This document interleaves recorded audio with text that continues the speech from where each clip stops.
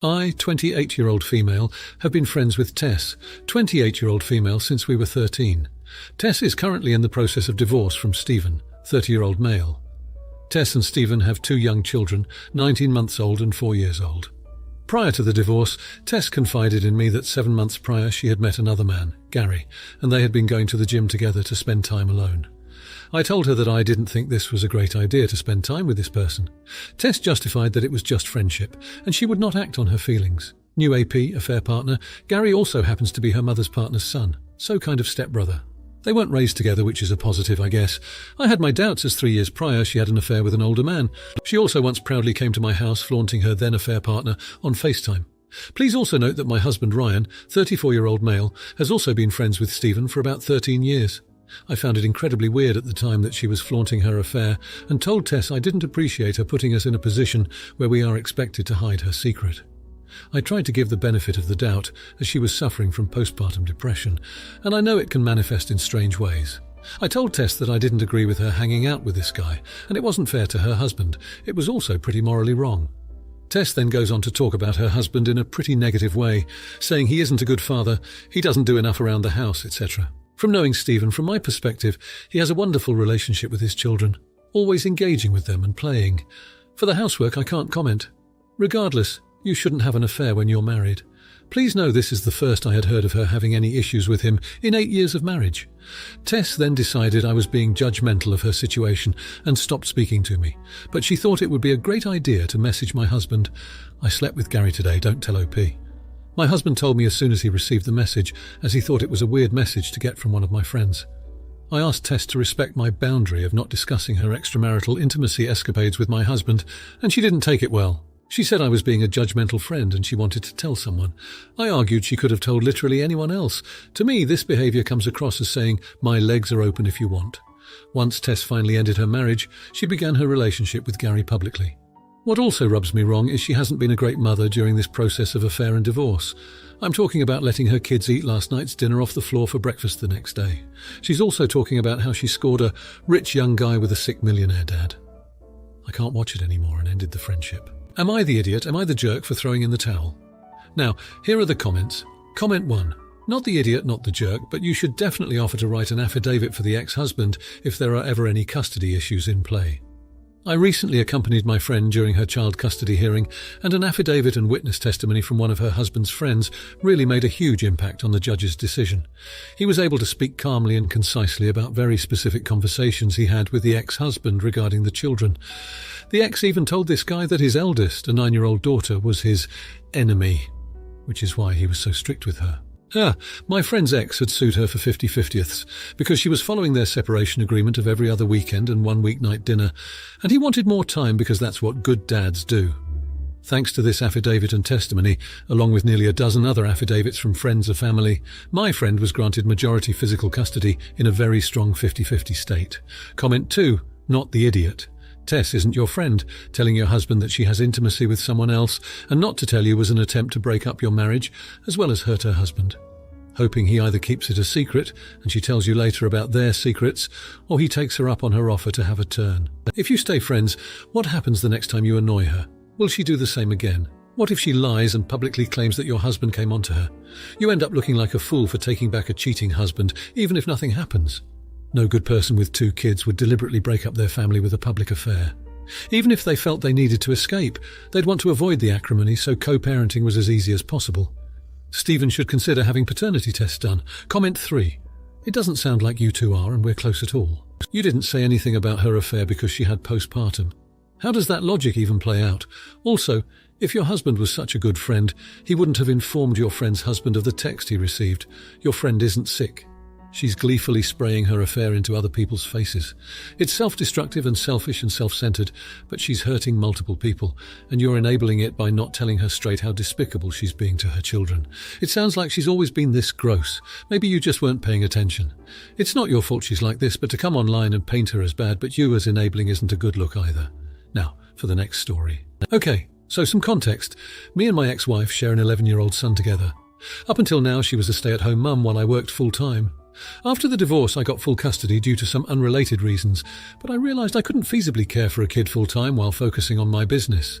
So I made the decision to send him to a good boarding school in the state so that my ex could get her visitation with him. So recently, my ex-wife called me after his first month at school to ask if I could bring him back home instead of boarding school, since she believed it would be better for him to be raised by a parent rather than at boarding school.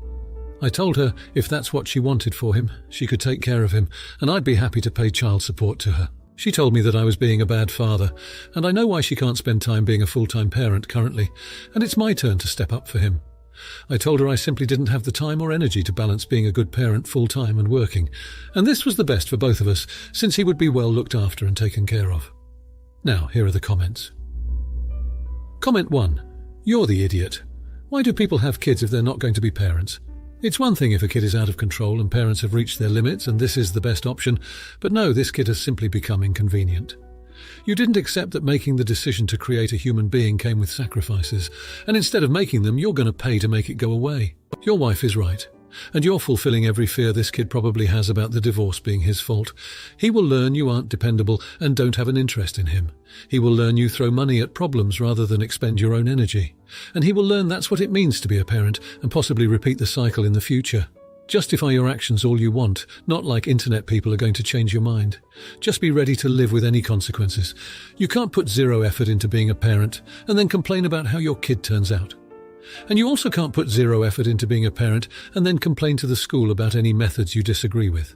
Parents who delegate raising their child to teachers and then expect them to raise an entire classroom of different children exactly how they themselves would are just pathetic.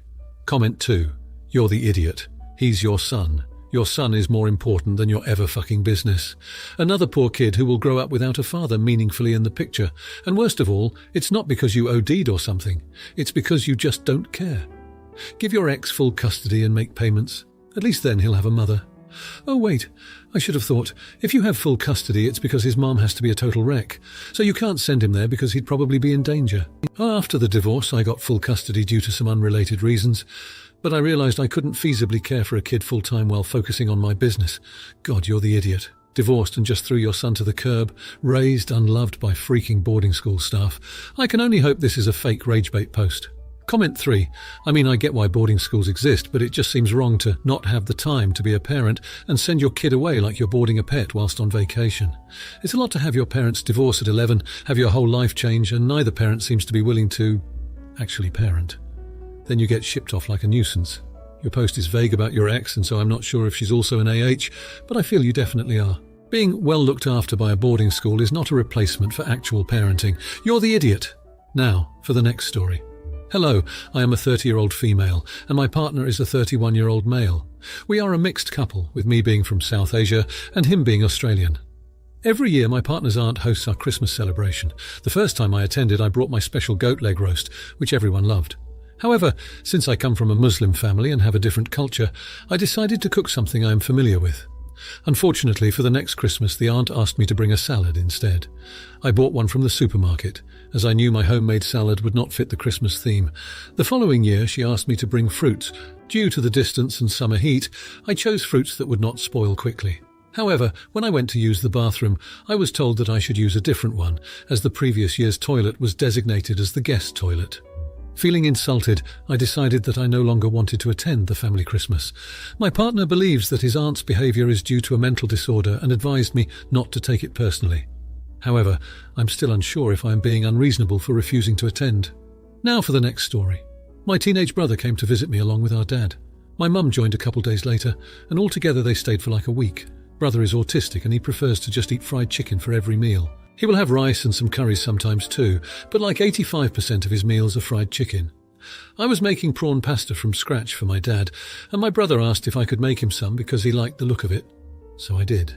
I have frozen chicken tenders in the freezer, so if he hates it I could have made those quickly FWIW. My mum hates prawns, so they basically don't eat it at their home. She's decided though that means nobody in our family likes prawns. Anyway, when she arrived, my brother started raving about the pasta I made for them, and as soon as he mentioned that it had prawns, my mum lost it. She started yelling at me, saying I was inconsiderate of my brother's needs and that I should have just made him a fried chicken burger instead of trying to force him out of his comfort zone. It's been weeks, and she's still mad at me over it. Even more so today, because apparently little bro asked her to get the recipe from me. Am I the idiot? Now here are the comments. Comment 1. When I saw the header, I thought this was going to go the opposite, but absolutely, utterly not the idiot.